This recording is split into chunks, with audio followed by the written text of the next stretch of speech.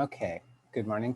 So today we're going to talk about oxidation reduction reactions. And we're going to begin by practicing assigning oxidation numbers, okay?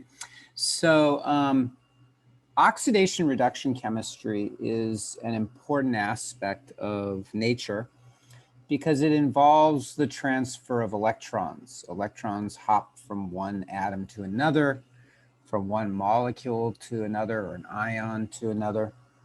And there is often a significant amount of energy associated with that transfer.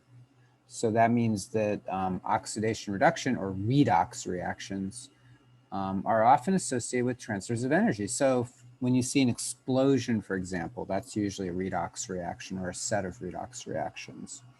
Chemical batteries are redox reactions. There are many biological processes that involve redox reactions. The ones that involve energy storage or energy usage are almost universally redox reactions. The acid-base chemistry will regulate the redox chemistry, but the redox chemistry is actually what is responsible for the energies, okay? So let's take a look at this first step, which is assigning oxidation numbers. And the way we'll deal with this is by having a set of rules. There's a bunch of rules for redox reactions, okay? So in your ebook, they're in table 4.4, okay, and that's in section 4.4. And that table has a bunch of rules there. So the first one is that elements are assigned a value. This is all, you know, somewhat arbitrary. They're assigned a value of 0. So the oxidation state or the oxidation number of an element is 0. So for example, H2, that's an element, right? It's not a compound. It only has one element in it. It's not an ion, doesn't have any charge, so its oxidation state would be 0. And just so that you kind of get this, what we're going to claim is that each of the hydrogen atoms has the same oxidation state. Okay, so they're each going to be 0. Okay. Another example would be sodium. Sodium is an element. The oxidation state of every sodium atom would be assumed to be 0. So elements are 0 is the first one. The second one is you can have ions, right? So let's talk about the first type of ion. Monatomic ions are equal. The oxidation state or oxidation number is equal to the charge of the ion. That's pretty simple. So for example, if you have a sodium ion, remember a sodium ion is separate, is different from a sodium atom. So for that one, the oxidation state would be equal to the charge. So we would write it as +1. Now oxidation states are written with the symbol, the positive negative symbol first, the sign, and then the number, not the other way around. We don't write +1. I mean, we don't write 1 plus or 2 plus. We write plus and then the number. Okay, another example, Cl minus, right? That's an ion, so the oxidation state of the chlorine would be -1, equal to the charge. Okay, that's for monatomic ions. For polyatomic ions,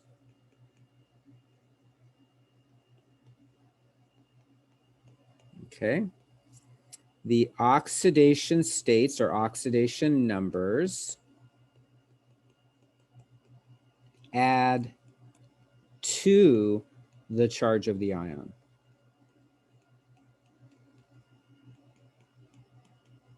Okay, so they add up to the charge of the ions. So for example, if I were to have this ion right here,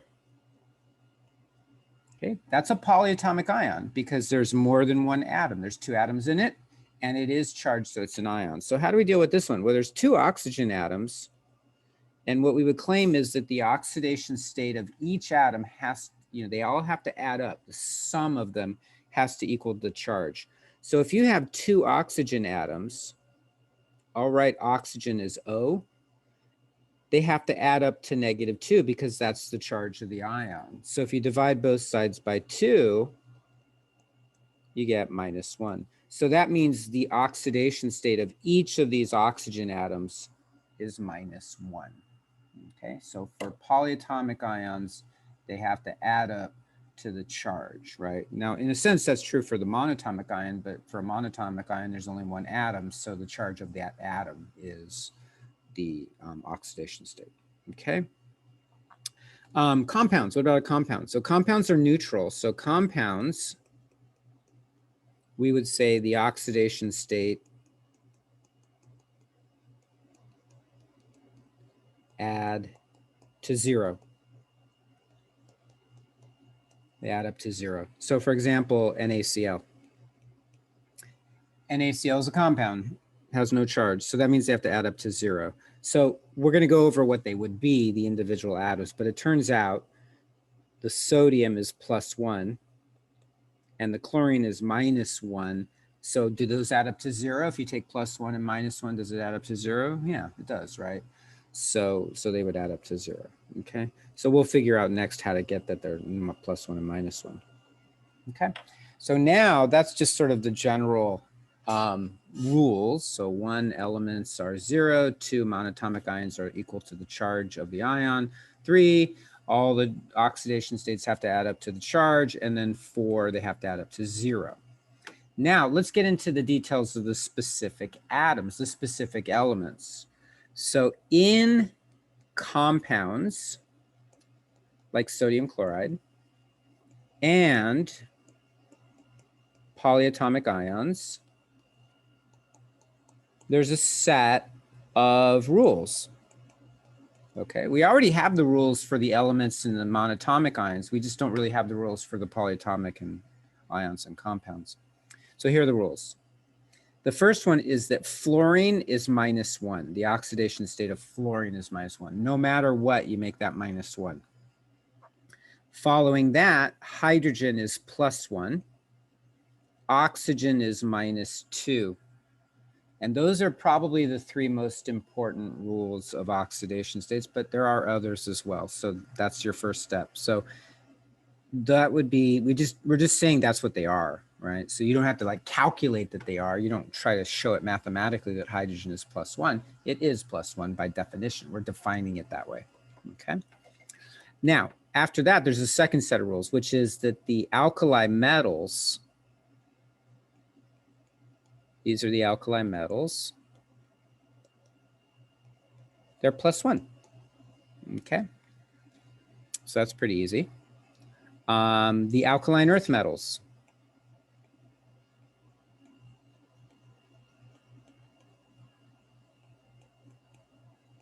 +2, okay?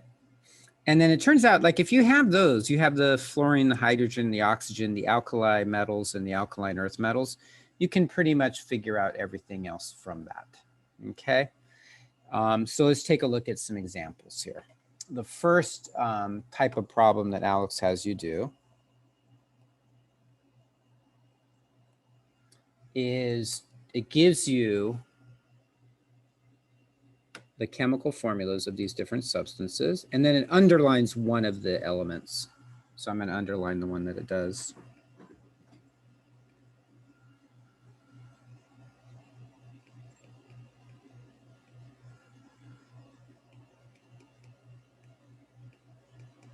Okay.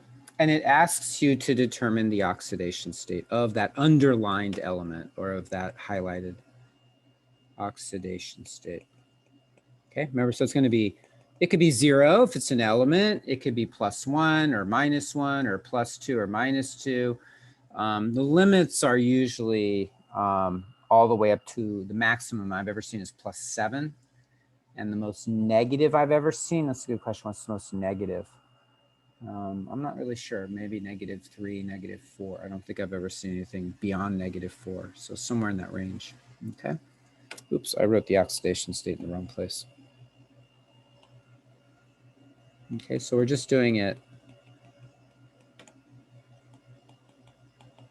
Okay, already with this first one, we have a problem. And the problem is that we don't have a rule for carbon and we don't have a rule for chlorine, but we do have one rule. We know that it's a compound. So that means they have to add up to 0.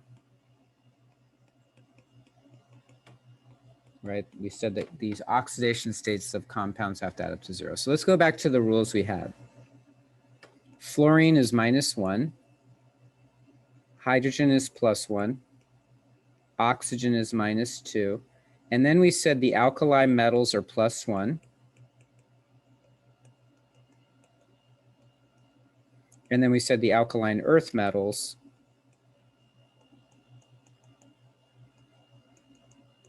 are +2. So then what happens if we don't have any of those in the substance, in the compound, in the species? What do you do? Well, if you don't have any of those, then you go to the next one. And the next one is the halogens are -1. Okay, and then that should work out for you. So let's take a look. Chlorine is a halogen, right? So if chlorine is -1, right? Halogens are -1, then we can figure out carbon. Now let me show you how to do it mathematically. This is a compound, so they all have to add up to 0. So you have a carbon and you have 4 chlorines, right? That's what's the structure of this molecule, this compound is. So it's got to add up to 0. Okay. We don't have a rule for carbon and they're asking for carbon. So what you do is you use this rule for the halogens. Each one's -1. So that means carbon plus 4 times -1, right? We're claiming each one is -1 is equal to 0. Okay. So that would be C -4. You add 4 to both sides and you get +4. So carbon has an oxidation state of +4. Sorry, I'm writing that in the wrong place. Okay, +4. You can always check your work there. If you put in +4 here and -1 there, it should add up to 0. Okay. So the second one was chlorine. That one's easy. That one's easy because it's an element. So it's 0. So the oxidation state is 0. So really what you're saying is, you can kind of think of it sort of like this. Think of it sort of like a charge. Each chlorine atom has a charge of 0. Whereas with the carbon tetrachloride, there's 1 carbon and 4 chlorines. Each one of the chlorines is -1 and the carbon is +4. So all those charges are adding up to 0, okay? Now, in fact, there's a flaw in thinking of it that way because it's not really rooted in physical reality, but it's useful for our calculations. It'll be useful for certain things. So I would recommend kind of thinking it that way. Just think of it as sort of a charge. The third one, come back over here. The third one, now I've erased everything, let's come back. I'm gonna make some room here.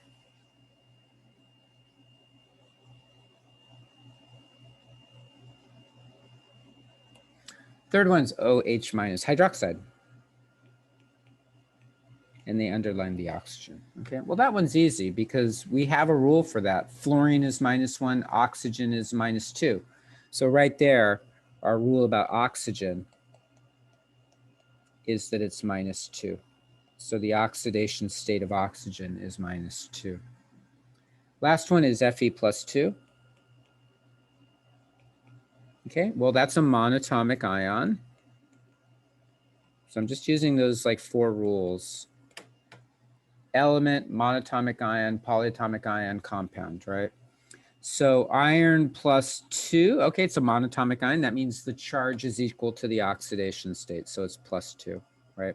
Remember, for oxidation state, you put the sign first and then the number, not the other way around.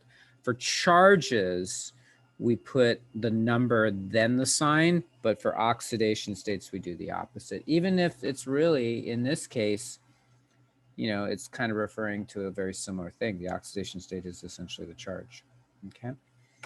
We're going to find in a subsequent problem why we do these oxidation states, but it's not that bad of an idea to think of them as being the charges of the atoms in this compound.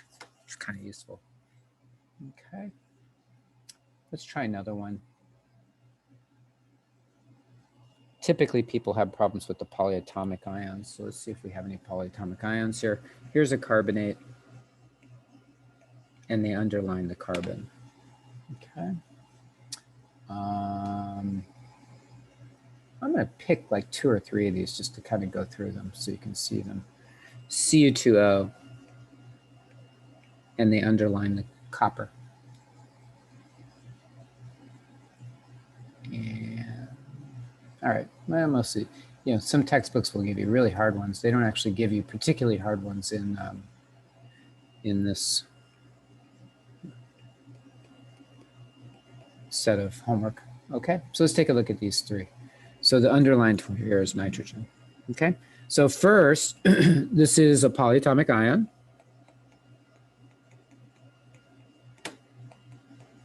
And that means that all the oxidation states have to add up to the charge, which is -2. So -2 is going to equal, how many carbons are there? 1. How many oxygens are there? 3. And I'll put that in parentheses just so you can see it's an O. Okay. But we have a rule for oxygen. The rule for oxygen is it's -2.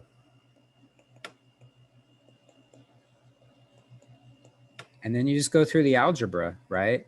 If you add 6 to both sides, you get +4 on the left side. So that means the carbon is +4. Okay. Positive. Okay. The copper, this is called copper 1 oxide. So it's compound. So that means that it's got to add up to 0. So that means that 0 is going to equal 2 coppers plus an oxygen, right? There's your atoms that are in this compound. We don't have a rule for copper, but we do have a rule for oxygen, which is just -2. So 2 coppers -2, right? Plus -2. And so add the 2 to both sides, divide by 2, and you get the copper is, what is that? 2 over 2 is 1, right? So that's +1. So copper's +1. Okay. And then we actually call it copper 1. It's called the copper 1 ion. And the compound is called copper 1 oxide. That's the name of the compound, right? Copper 1, the 1 referring to the oxidation state or the oxidation number, if you want to use that term. Last one is ammonium. That's NH4+. That's a polyatomic ion. Polyatomic ions are interesting. We got 1 nitrogen, you got 4 hydrogens, and that's got to add up to +1 because it's a polyatomic ion. All of the oxidation states have to add up to the charge. So what do? Well, you got a rule for hydrogen, which is that it's +1. So it looks like if you go through the arithmetic, you get -3. Okay, so that means the oxidation state of nitrogen is -3. So really what you're doing is you're saying, hey, think of this polyatomic ion as having a bunch of charges. This one's -3, this one's +1, this one's +1, this one's +1, and this one's +1. And they're all going to add up to +1. And so the ammonium ion has a charge of +1. So you're thinking of oxidation states as charges. All right. Elements are 0. Monatomic ions are equal to the charge. Those are easy. It's the polyatomic ions that require a little bit of arithmetic. Okay.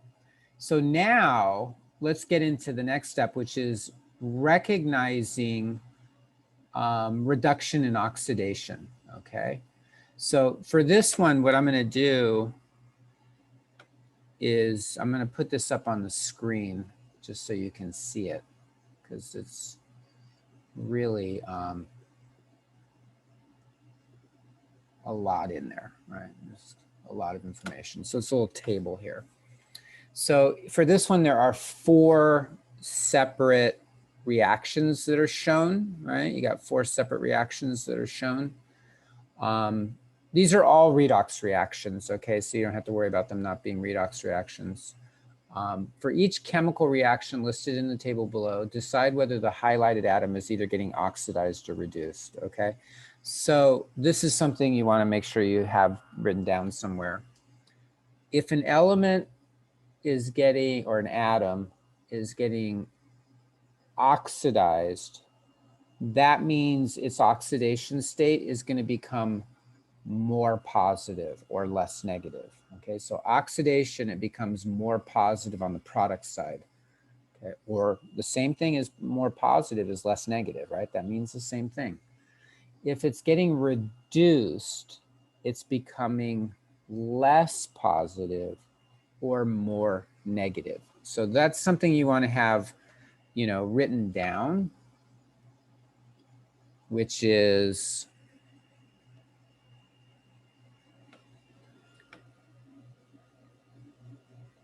reduced is, how should I write this? I'm going to write it as A goes to B, like reactant goes to product. A goes to P. We'll write it that way. P for product. Okay.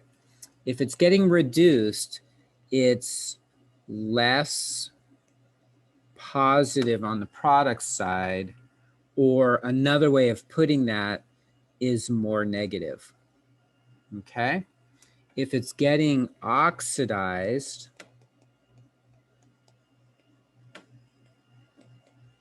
that means on the product side, it's more positive, which means less negative. Okay, so let me show you what I mean by that. If I take something that is, let's say, +3, and then it goes to +2, +2 is less positive, right? This is less positive, but it's also more negative. Something that is less positive is also more negative, right? So this would be reduction. We would call this process reduction, and we would say that the element got reduced, okay? On the other hand, if I say I had, well, you could do the opposite, right? +2 goes to +3. So now it's more positive or less negative, so this is oxidized. The process is called oxidation, and we would say that that particular atom got oxidized, okay? We'll talk more about the physical meaning of that in a moment, but I want to show you how to do these ones first, okay? So that's something you want to write for yourself, you know. I don't know, you could make like a little box for yourself perhaps, you know. Reactant product, well, I'll use the same symbol A. Reactant goes to product, A goes to B or A goes to P, okay. So if this is more positive, then it's oxidation. If it's less positive, then it's reduction. This is oxidation or oxidized, okay? And then it would be the opposite, right? So you're comparing the reactant to the product. If this is less positive, right? So it's becoming more positive to form the product, you know, then it's oxidation. And if it's becoming more positive, then it's reduction, right? So what I'm claiming is that these two here are consistent with each other. If the reactant is more positive, that means the product is less positive, okay? So let's come back and take a look at this example here. So let's take a look at the first one. The first one is nitrogen is underlined, okay? So nitrogen, this is a reaction with ammonia and sulfuric acid to form ammonium sulfate. So we're trying to figure out what happens to the nitrogen, okay? So I'm gonna write the equation down. It's 2 ammonias plus a sulfuric acid to make ammonium sulfate. Okay, so that's fair enough. And then we're interested in the nitrogen. Oops. So you got 2 ammonias. Don't worry about the states of matter here. plus sulfuric acid, H2SO4, and that's going to form ammonium sulfate. Okay. And then we want to do the nitrogen. So all you do is you assign oxidation number to that nitrogen on both sides and determine whether it got more positive or less positive. If it got more positive, it got oxidized. If it gets less positive, it got reduced. Now, there is a possibility, actually, I didn't even think about it. There is a possibility it's not a redox reaction. So if it's not a redox reaction, then there'll be no change in the oxidation state. So if it stays the same, let's say it's -3 and ends up as -3, that means it didn't get oxidized or reduced. But if it starts at -3 and goes to 0, that's more positive. So more positive is oxidized. And so let's take a look. NH3. So here's what you do. Don't worry about the coefficient. That's just telling you how many there are. So for now, just look at the formula. So just take your NH3. So let's go back. That's a compound, right? Compounds, they have to add up to 0. So 0 is going to equal nitrogen plus 3 hydrogens. And then we said that's not a +1, that's an H. And then we said that for hydrogen, the rules is +1. So 0 equals nitrogen plus 3 times +1. So, you know, you're going to get -3 here. Right? You go through the arithmetic, you'll get -3. So this one's -3. I'm going to write it up there, right above it. Okay. Now this one over here on the product side is pretty tricky because you got a lot of stuff in there. So how do we deal with that? There's a lot of stuff in there. Here's what you have to do. And this is something that if you haven't practiced polyatomic ions and compounds, you're going to have a problem. This is a compound. It's called ammonium sulfate. And it's an ionic compound. Now, how do we know it's an ionic compound? We have to recognize those common polyatomic ions that we talked about back in section 4.2, which we covered on Monday. The polyatomic ions in this compound are ammonium, so that's one of them, and the other one is sulfate. Okay, so you got your ammonium ion, you got your sulfate. So go back to the lecture on Monday, and if you haven't written down the formulas for the polyatomic ions, now you can see why you need them. Okay, so take a look at what happens here. The nice thing about polyatomic ions is that they have charges, and you know what their charges are.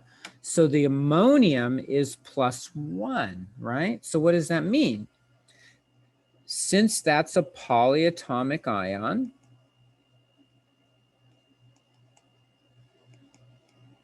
since ammonium is a polyatomic ion, that means all of the atoms, all the oxidation states have to add up to the charge, which is +1.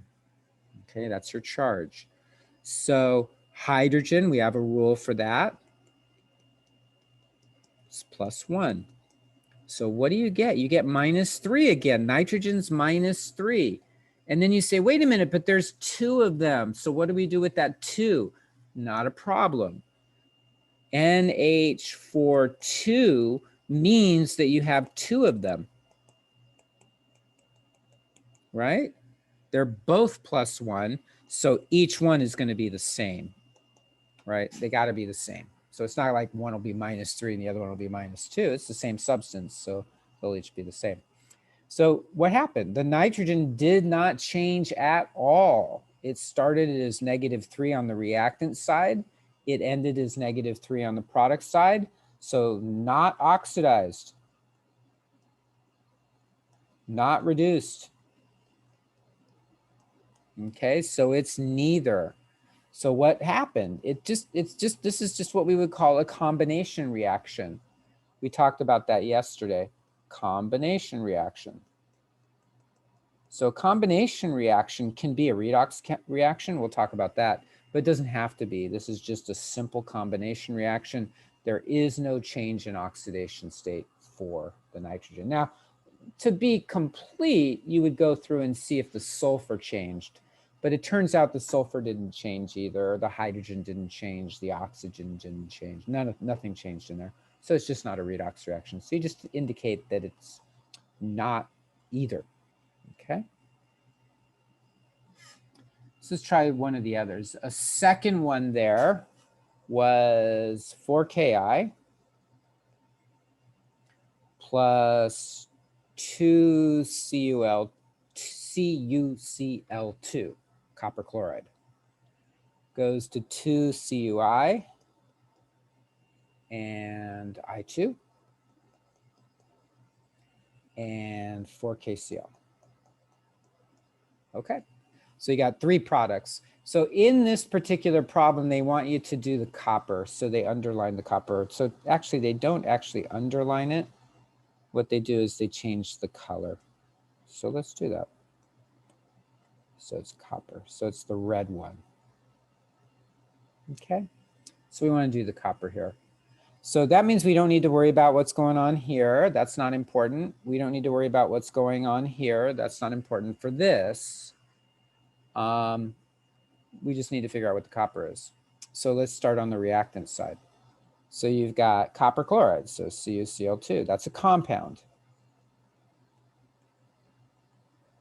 Okay, so if it's a compound, that means they got to add up to 0.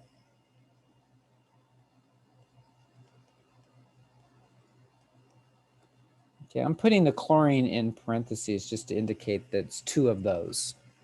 Okay, and then what we said was, right, hydrogen +1, fluorine -1, oxygen -2, alkali metals +1, alkaline earth metals +2. And if none of those are in there, then you go to the halogens. And the halogens would be chlorine, bromine, and iodine, and they're -1. So -1.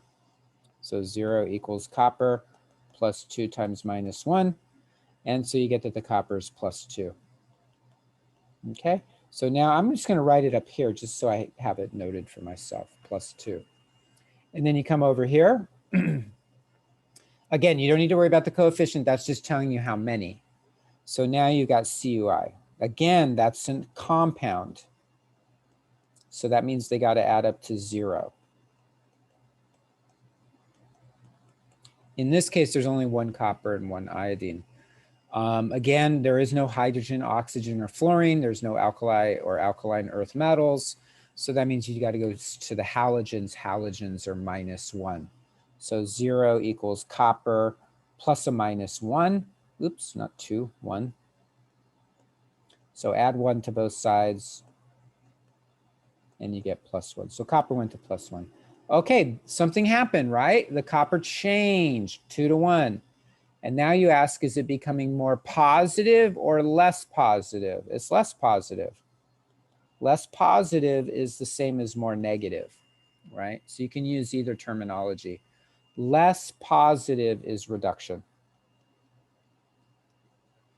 So it became reduced.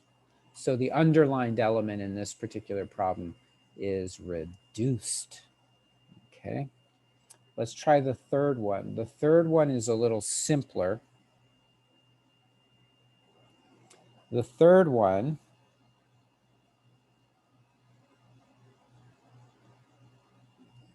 is carbon. Now let's change the color.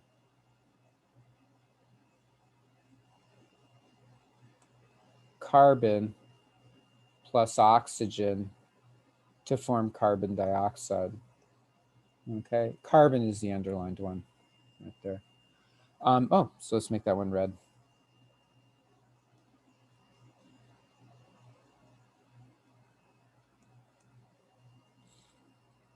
Okay, we're going to do carbon. Okay, all right, let's start on the left side. The left side, this is an element. Elements are 0, so it's a 0. That's easy. Now we have a compound over here. So carbon plus 2 oxygens is equal to a compound, so it's 0. We have a rule for oxygen, it's -2. Okay, so that would be C minus 4 equals 0. C equals +4, right? So it's +4. So it became more positive. More positive is oxidized. Okay.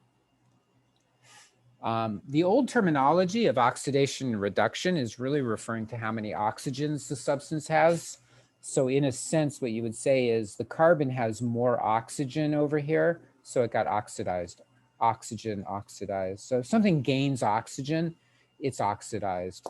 But we're looking at it from the perspective of charge, because when the terminology oxidation reduction was invented, there was no concept, no accepted concept of charge and things like that. So that's why we do it this way. Let's try the last one. The last one is also a little more complicated. This one is Na2CO3. And again, it's the carbon that they're underlying, or that they're highlighting. This actually looks like it could be tricky. I don't think it's a redox reaction, but let's see.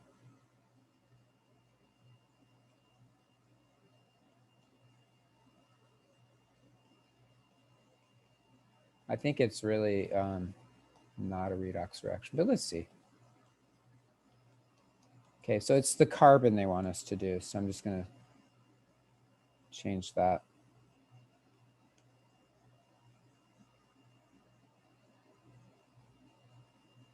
Okay. So again, you don't have to worry about the H3PO4. You don't have to worry about the Na2HPO4 because they're not asking you for that. They're just asking you about the carbon.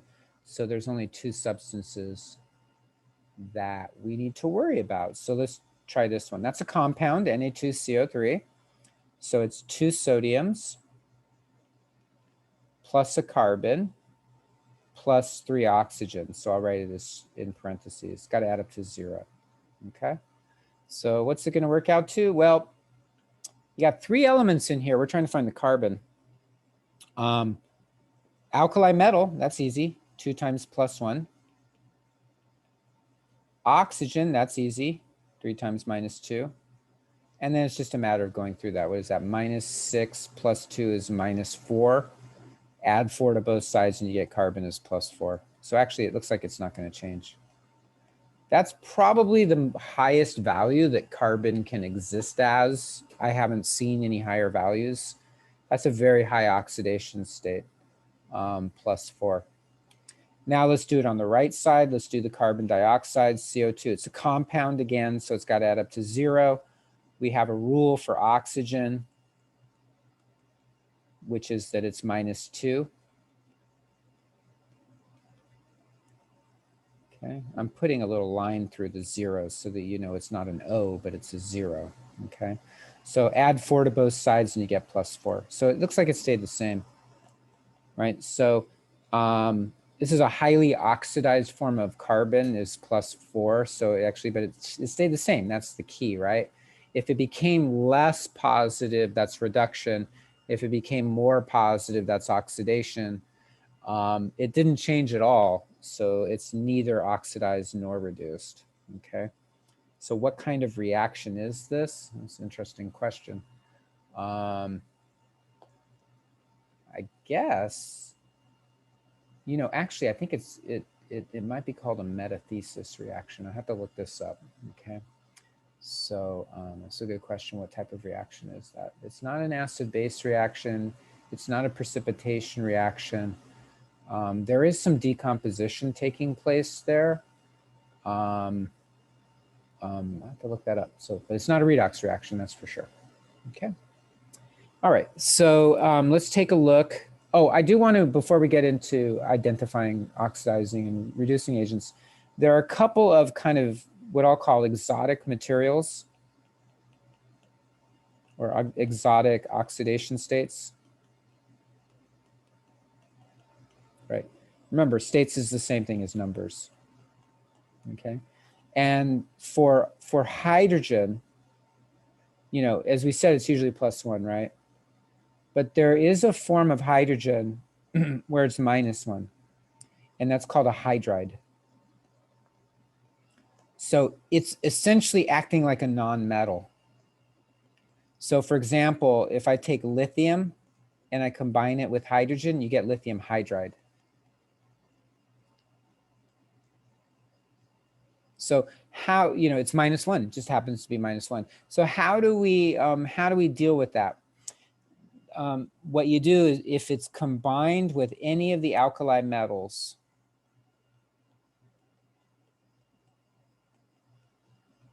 okay, so it's going to be in the form of one of these metals with a hydrogen, or if it's this particular formula here,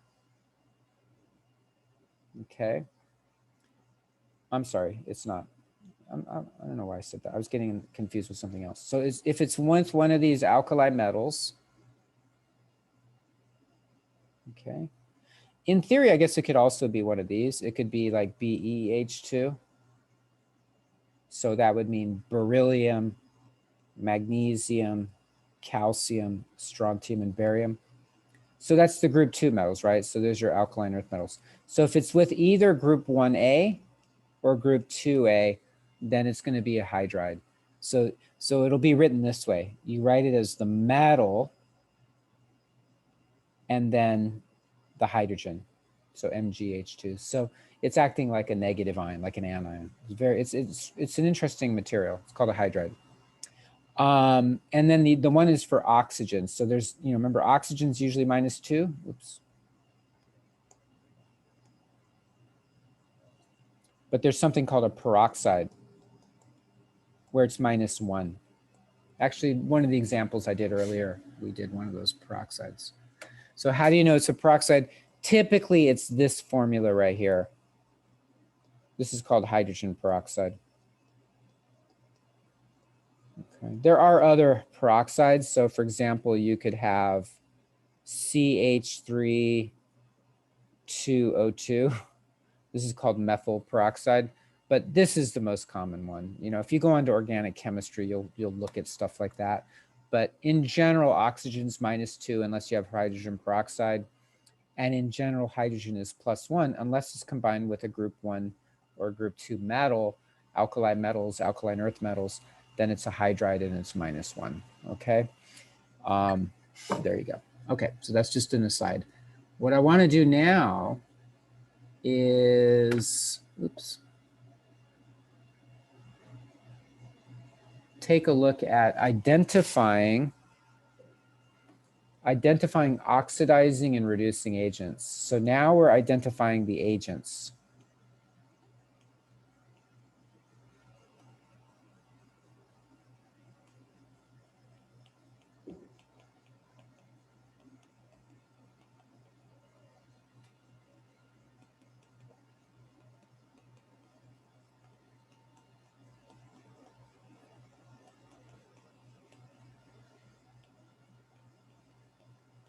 Okay, now we're identifying them. So in this particular problem, they're going to give you an equation.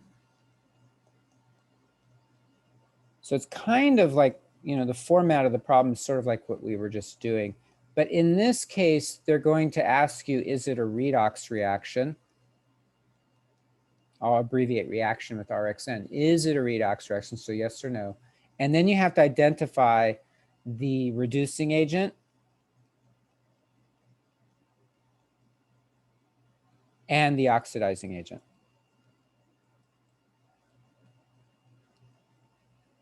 Okay, so we're talking, when we talk about oxidizing or reducing agent, we're talking about the reactants. Agent is a shorthand name for reagent.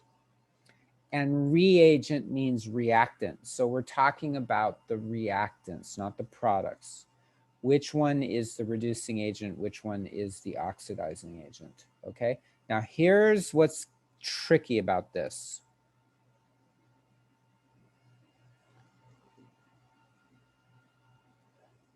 If something gets oxidized, that means it is the reducing agent. If something gets reduced, that means it's the oxidizing agent.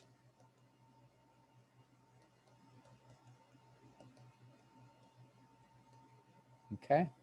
If you go back to the original terminology, if something gains oxygen, it got oxidized, that means the other one lost oxygen, so it got reduced.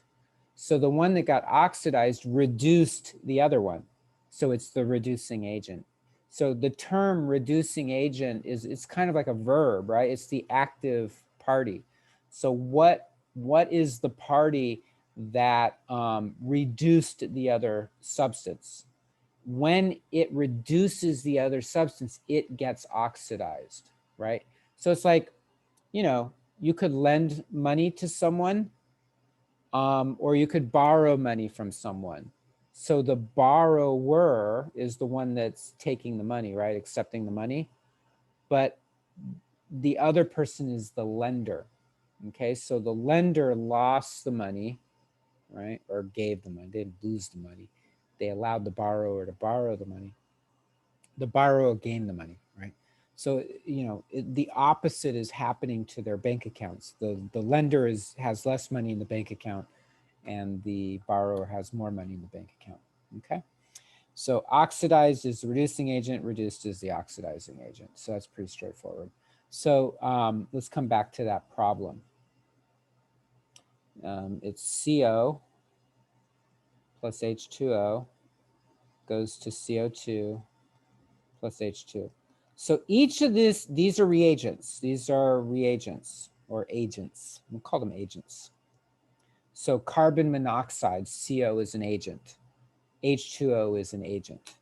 Now, it might not be a redox reaction. So if it's not a redox reaction, then there's no, you know, then there's no reducing agent or oxidizing agent. So how do we deal with this? Like, how do you figure out? Well, you got to assign the oxidation numbers to everything and see what happens. So let's start with this one. Now I'm going to kind of do this more quickly because we've done a few examples. This is a compound, so it's got to add up to 0. We know that oxygen is -2, right?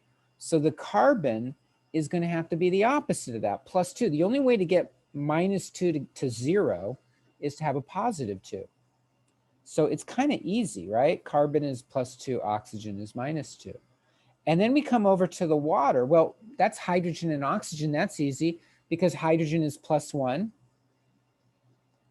and oxygen is -2. Now you'll say, well, wait a minute, they don't add up to 0. They really do add up to 0, right? Because there's 2 hydrogens. We're just not, we don't care how many there are. We're just looking at what their actual numbers per atom is.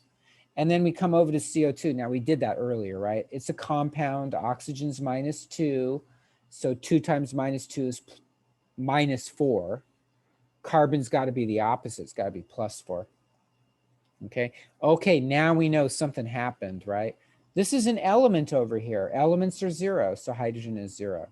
Okay. So now here's what you do. Look for changes. If there are no changes, so I'm going to make a little table.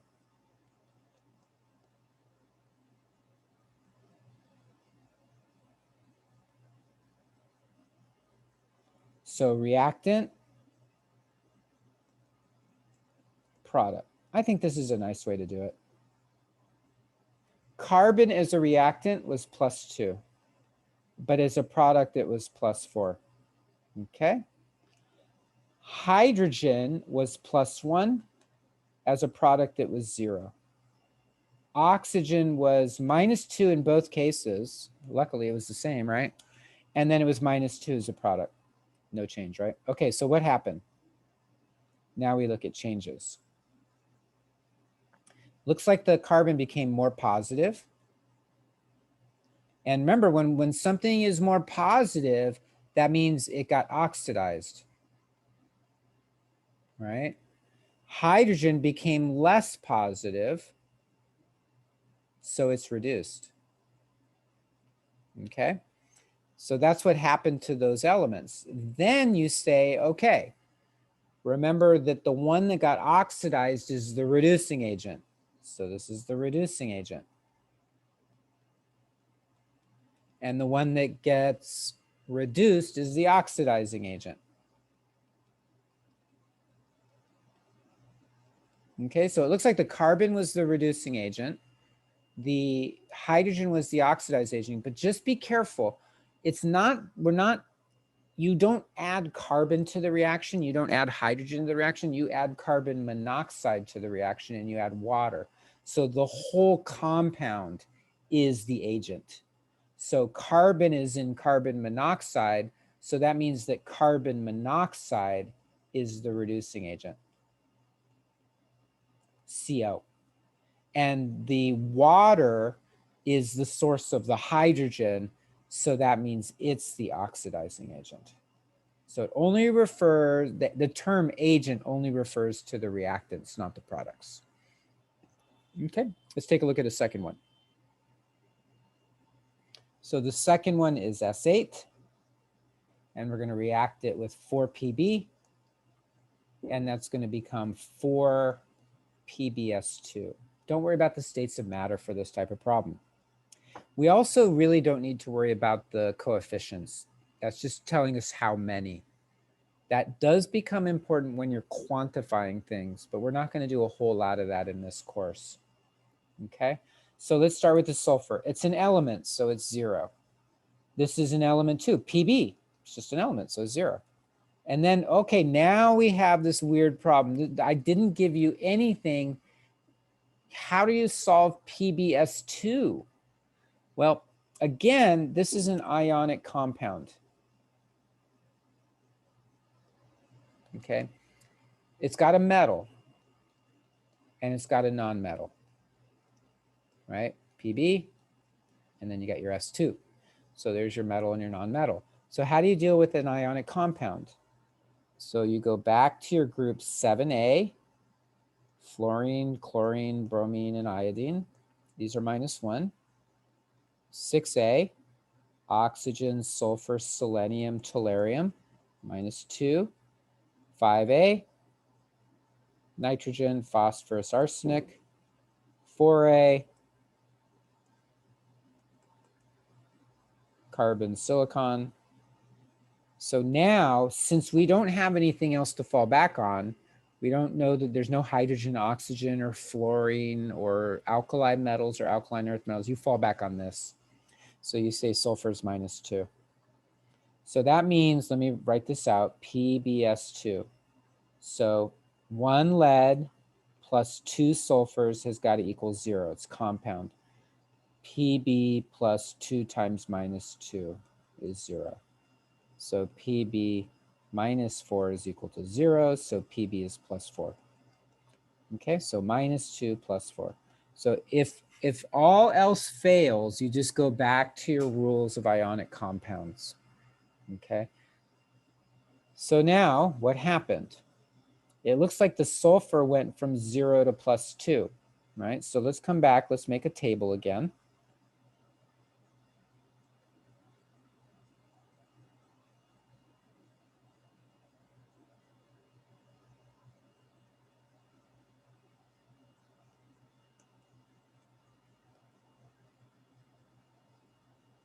So reactant. There's only 2 elements in here, right?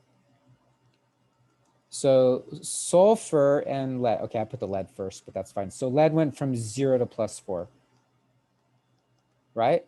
And then the sulfur went from 0 to -2. Okay, well, what happened? So this is more positive. So it got oxidized. If it got oxidized, that means it's the reducing agent, right? It's the opposite. And then the sulfur, it got less positive, which means it got reduced, which means it's the oxidizing agent. Okay, so that means sulfur is the oxidizing agent.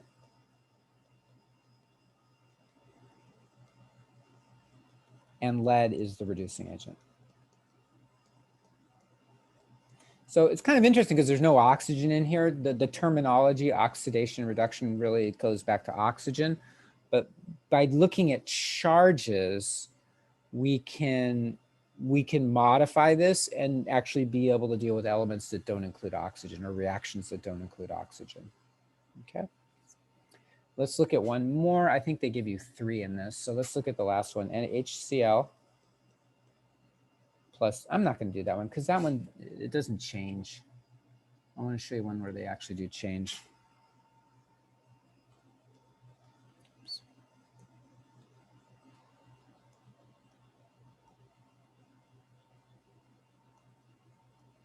Okay, let's look at, let's look at this one. CuSO4 plus Zn goes to ZnSO4 and Cu. Okay. All right, so here we've got, it looks like there's 4 elements: zinc, sulfur, oxygen, and copper. But again, this is an ionic compound. So how do you deal with ionic compounds? You break them up into ions.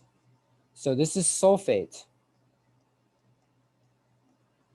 And so if this one's -2, the copper's got to be +2. Right? So those are your 2 ions in there.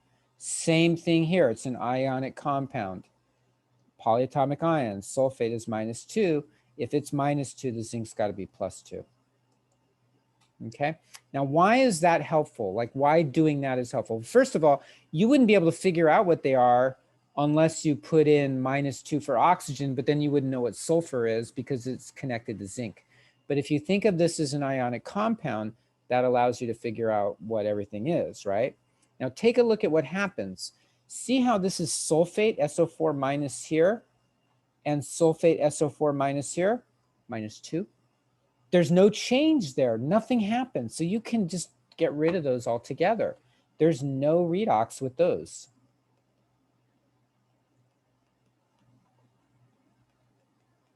Right? Because it's SO4 -2, no charge difference. So that's not any difference. But what about the copper? The copper here is +2. And the zinc here is an element, so it's 0. The zinc here is +2. The copper here is an element, so it's 0. So now there are changes that occurred.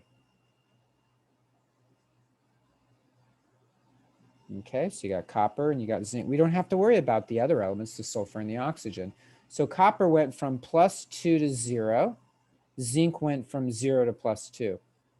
This is less positive. That means it's reduction. That means it's the oxidizing agent. It's the opposite.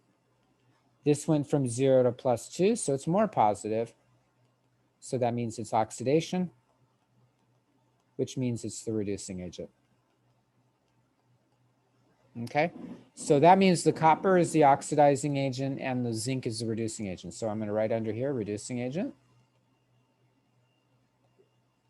And then the copper. Now be careful because it's the copper that's the oxidizing agent. However, it's the whole compound that we give the name to. You don't just call this copper. You have to say the compound. So the whole compound here is the oxidizing agent, even though the active ingredient is the copper. That gets to this issue of net ionic equations. If we really wanted to do this as a net ionic equation, it would look something like this.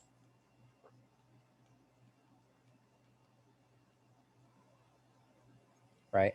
We wouldn't even have the sulfate in there. So that's kind of what we learned with precipitation, is that you have the total ionic equation, you have the molecular equation, but then you have the net ionic.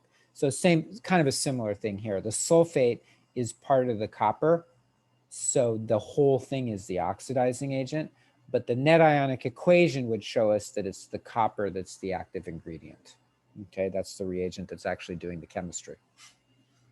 All right, so that's that one. There's just one more type of problem here, which is writing half reactions. So this is cool. So let me get into this. We're actually probably going to finish a little bit early today. So this last one is writing. Let me actually switch over. This is writing a simple half reaction. Okay, these are just simple ones. There's complicated ones that you would deal with in another course. We don't do that in here. So let me write this down here. It says here, write the half. Okay, let me stop share there. Let's come back over here so you can see this, because there's a lot of words in here.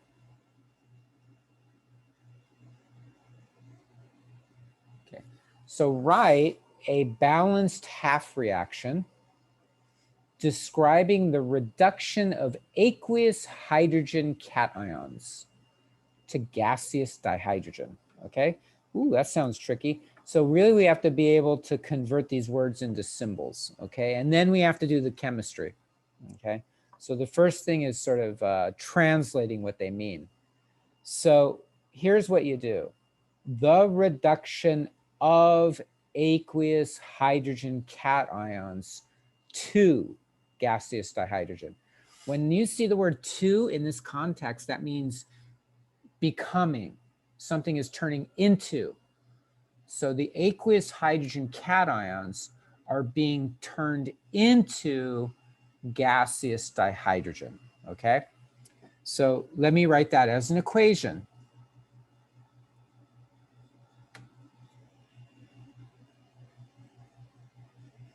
Okay. So aqueous hydrogen cations to gaseous dihydrogen. That's the key part. So what is an aqueous hydrogen cation? We learned about that in acid-base chemistry not very long ago, right? An aqueous hydrogen cation is H+, right? That's the hydrogen ion. Aqueous just means that it's dissolved in water, so that's perfectly fine. That is getting turned into, and in chemistry, turned into means transformation, which means arrow, right? We represent that with an arrow. Gaseous dihydrogen. Now, remember, hydrogen is a diatomic element, right? So they're actually helping you out by calling it dihydrogen. I like that. Dihydrogen H2, and it's a gas. So we have a chemical equation here. Now we're going to turn it into what's called a half reaction. So here's how you do the half reaction. You got to balance. Okay, you got to balance the equation. Here's how you balance the equation. There's 2 hydrogens here. There's only 1 there. So I'm going to put a 2 there, right? Looks balanced, but here's a problem. Big problem here. What we've done in representing this equation is we have destroyed electrical charge. We've taken 2 positive charges and destroyed them to get 0 positive charge on the product side. And it turns out you can't do that. It turns out charge appears to not be created nor destroyed. So there's a conservation of charge law in nature. So you can move charges, and you can combine charges, and you can separate charges, but you can't create or destroy charges. So how do we deal with this? This gets to the issue of what redox chemistry is. Redox chemistry is the transfer of electrons from one substance to another. So there's a negative electron. Essentially, what we now know is that an electron can hop from one atom to another. Okay? When this happens, the one that it hopped from now is less negative. So if it was neutral here, right? I'm going to claim it's neutral, meaning that the A is neutralizing this negative charge of the electron. That means this is now positively charged, right? It has to be, right? If it was neutral here and you lose a negative charge, that means the A, in order for this to be neutral, this charge has to be the opposite of this one. If this one started off as neutral and now it gains an electron, now it's negative. And we would write that as B minus, right? That's the way you write a negative charge on an element or on a substance, is you write a negative next to it, okay? So that's really what redox chemistry is. It's the electrons changing or transferring one substance to another, okay? We would say that when something loses an electron, so the A lost the electron, that's called oxidation. So oxidation is really the loss of electrons. And since electrons are negatively charged, it becomes more positive, right? See the symbol I'm using here? I'm using a little e, a lowercase e with a negative superscript. So that's what we're going to represent our electron. There's different ways of representing electrons. This is one of them. Okay? It's a little particle with a negative charge. So how do we balance this equation? Since redox chemistry is the transfer of electrons from one substance to another, in a half reaction, we're showing half of that process. So here we're just showing it for one of the reactants, which is the H+ ion. We're not showing it for what the other reactant is. It could be something like sodium, or it could be copper. It could be some other, probably not copper, but sodium or lithium. So now here's what we would do.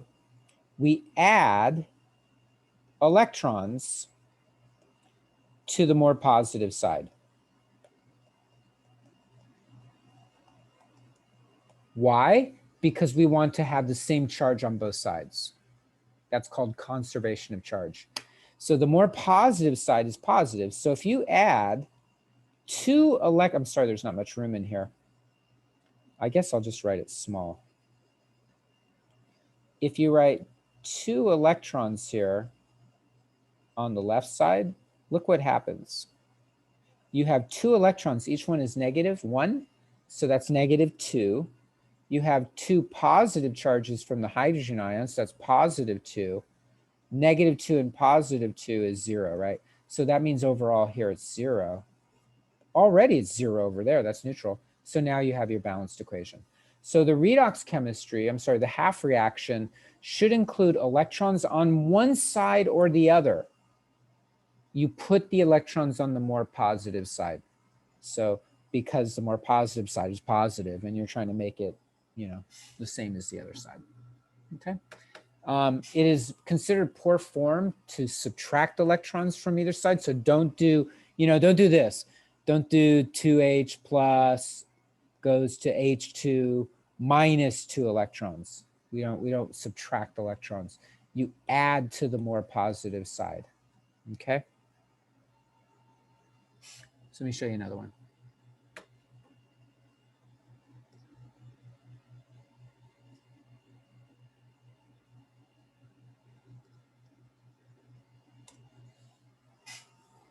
Write a balanced half reaction describing the reduction of gaseous dibromine to aqueous bromide ions, right? So you're converting dibromine, Br2, into, so the product is going to be bromide anions, okay? That's a pretty simple one.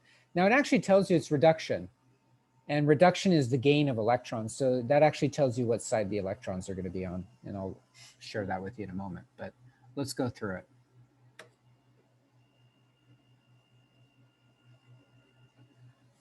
Okay, so they tell you it's aqueous, they tell you it's gaseous dibromine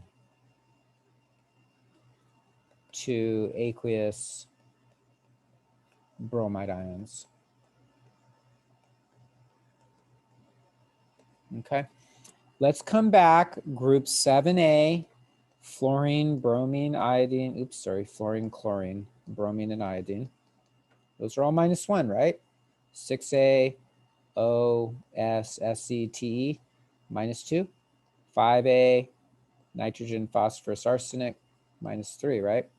So gaseous dibromine, so that's bromine, Br, sorry. My handwriting is terrible there. That's just Cl.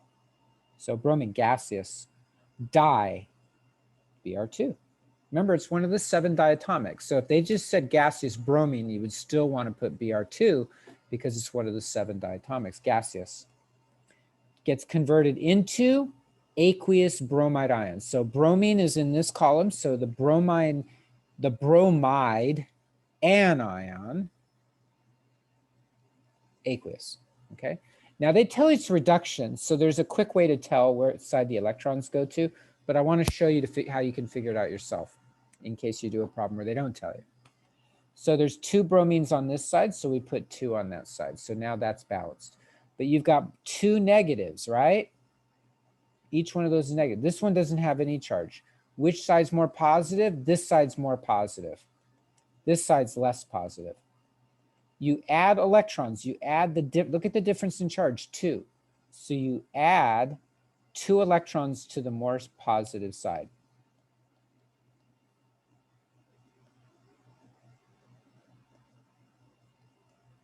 And that's going to balance the charge. Now, in fact, here is a couple of acronyms. Oil rig.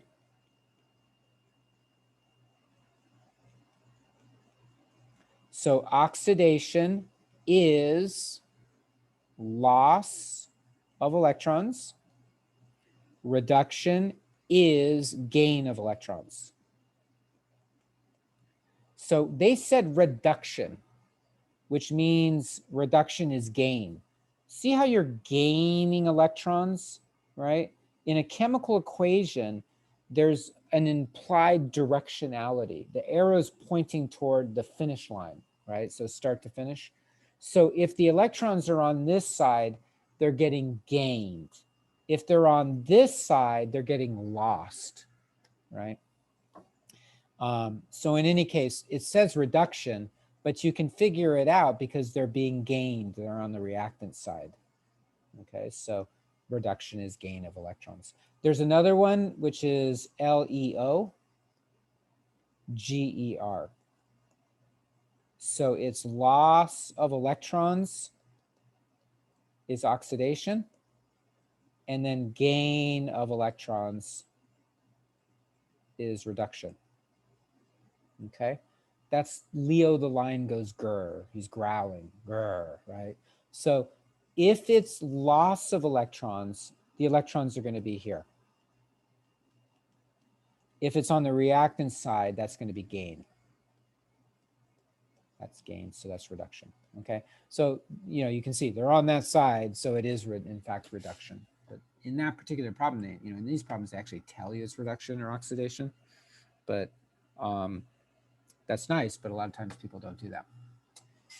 Here's another one. So let's come over here.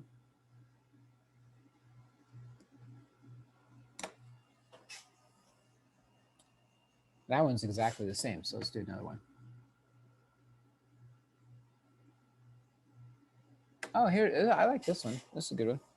So write the balanced half reaction describing the reduction of aqueous chromium. Gotta know your Roman numerals, right? IV. Okay, we'll talk about Roman numerals in a moment. That's telling you the oxidation number. It's also telling you the charge. To aqueous chromium, again, Roman numerals, right? So I'll review those in a moment. So let's come over here. So aqueous chromium IV ions to, oops, they actually call them cations, so they're telling you the charge, to aqueous chromium 2 cations. All right. Okay, let's take a look at this one. There we go. That's IV. So here's your Roman numerals.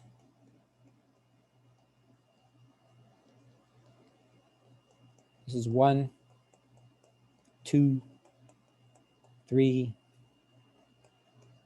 4, 5, 6, 7. We don't need to go any further than 7. I don't know anything beyond, but just so you know it, VIII is 8, IX is 9, and then X is 10. Okay, but the highest that I've ever seen is 7, so that's all we really need. So that's IV, so that's 4. IV is 4, right? So aqueous, chromium. Chromium is Cr. Aqueous, and then it's IV, so it's +4, so 4 plus. Into aqueous chromium, chromium 2, so 2 plus. Add the electrons to the more, chromium is balanced, right? There's 1 on both sides. So add the electrons to the more positive side. This is more positive by 2. So 2 electrons plus chromium 4. That's a 4. Goes to chromium 2. Okay, that's reduction. The gain of electrons. So if the electrons are on this side, it's reduction. If the electrons are added to this side, so some number of electrons, that would be oxidation.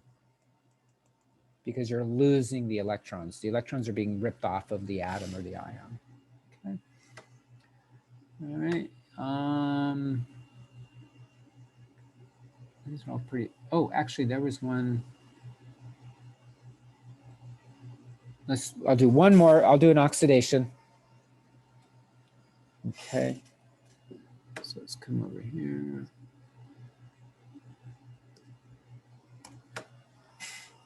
So write a balanced half reaction describing the oxidation of solid vanadium to aqueous vanadium, V for 5, right? Vanadium 5 cations.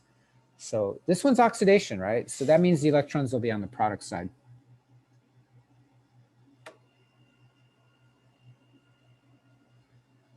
Okay. So we got oxidation of solid vanadium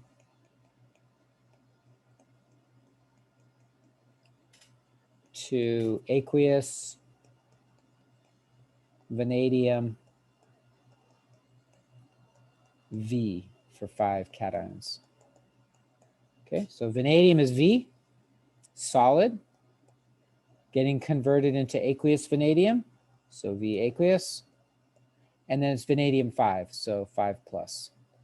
Okay, be careful, vanadium V. The V in that context is a Roman numeral, right? So it's not writing vanadium and here's the symbol, it's writing vanadium, here's the charge, okay? More positive side is this side. Add the electrons to that side, 5, right? Because this one's 0, this one's plus 5, so you got to add 5 to that side.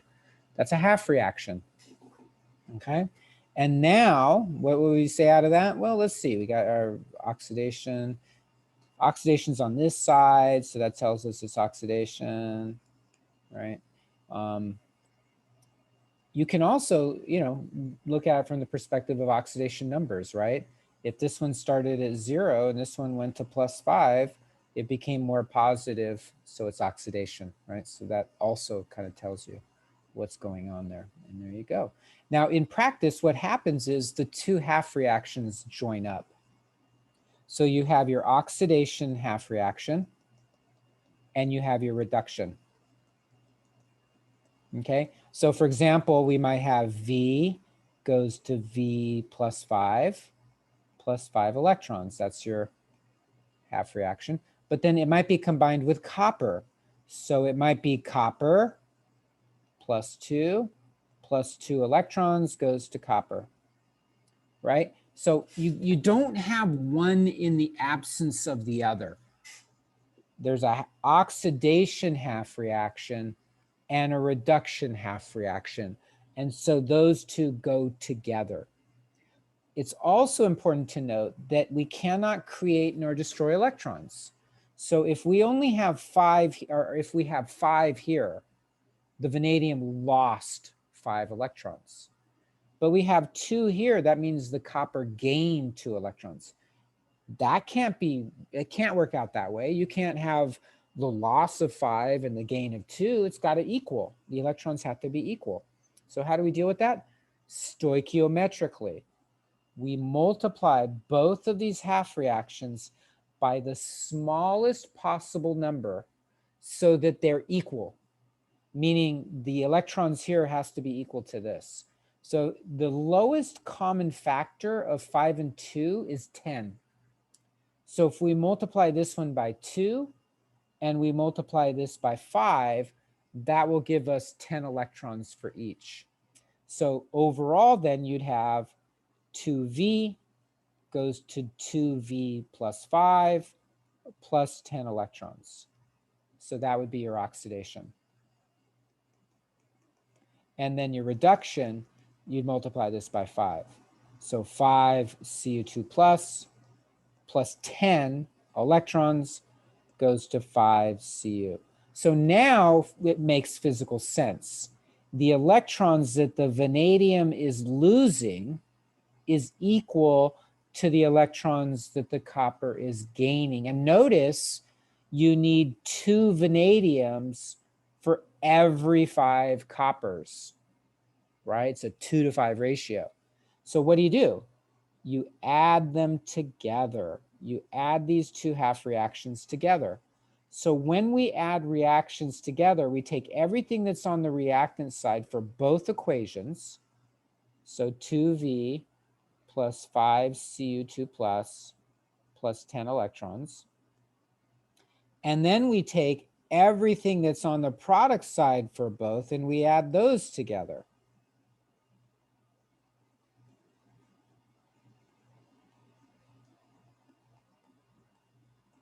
Okay? And then you can cancel anything that's the same on both sides, just like algebra, right? If I have 3x plus 2 equals 4y plus 2, I can cancel these 2's. Same, you're really subtracting 2 from both sides. So same I here, you're really subtracting 10 electrons from both sides. So those will be gone, and what are you left with? 2V plus 5Cu2 plus goes to 2V5 plus Cu. And there you go. Now you got your balanced equation. The charges are equal on both sides, and it tells you the stoichiometry. We need 2 vanadiums for every 5 coppers. And we can tell which one's the oxidizing agent. We can tell which one's the reducing agent. Remember, oxidized is becoming more positive. That means that you're the reducing agent. So the vanadium became more positive, so it's the vanadium is the reducing agent. Becoming less positive is getting reduced, which means you're the oxidizing agent. Copper became less positive, so that means it's the oxidizing agent. And there you go. So it's all comes together. Physically, you cannot have one without the other. One of them has to lose the electrons. The other one has to gain the electrons, and those electrons have to be equal. We can separate them into what are called half reactions to look at the individual half of the reaction for these processes. Okay, so that's it for for section 4.4 redox chemistry, oxidation reduction. So tomorrow, what I'm going to do is I think it'll only take about an hour, but I'm going to log on tomorrow at 9, and with a regular Zoom meeting, I'll record it. And it's going to cover the last section, which is 4.5, which is concentration of solutions, molarity, dilution. It's really 2 types of problems, molarity and dilutions. And then that'll be the end of chapter 4. Monday is the federal holiday for for the summer. It's the July 4th holiday, whatever that's called. So in any case, I will actually log in again on Monday. Obviously it's up to you, but you can watch anytime you want to. But I'm going to go ahead and get started on Monday because we don't have much time, right? This stuff goes by fast. You're doing a whole chapter a week. So I'm going to start off on Monday with the next topic is chapter 5. So we're finishing up 4, then we're going to do 5. So chapter 5, I'm going to do section 1 and maybe 2, maybe 1 and 2, or maybe just 1. We'll see how far we get. I might just do an hour.